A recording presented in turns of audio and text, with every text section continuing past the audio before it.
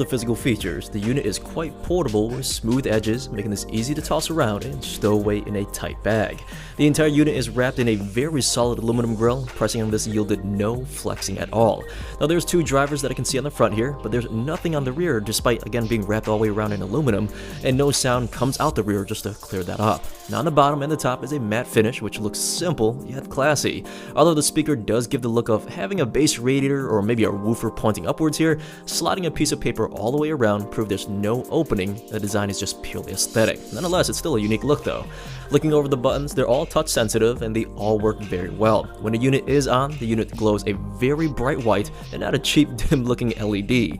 The top left is your mode selector to enable Bluetooth, switch to the 3.5mm physical cord, or use a micro SD card slot, which I'll show you later. Now the right is pause and play with disconnecting the speaker if you use this as a speaker phone. And the bottom two are for skipping songs left and right, and that blue ring in the middle here is also touch sensitive. It's a volume dial which worked perfectly fine. Just rotate your finger here. Now rotating to the rear, there's your on and off switch with a 3.5mm port to physically connect your device, a TF card slot, which is the acronym for Trans Flash, which SanDisk stopped using that name a while ago, but micro SD card slides basically right into this and plays music off of that. And last is a micro USB port for charging the device. Now there's no wall adapter, so you do have to use an existing USB port like on a computer or maybe a power bank.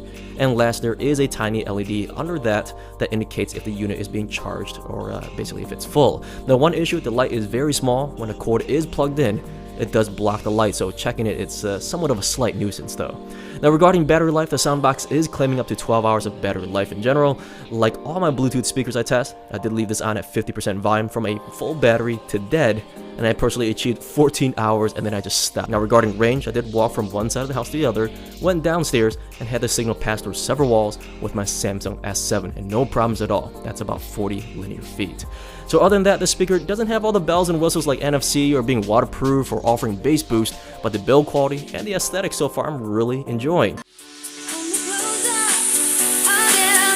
How deep is your love?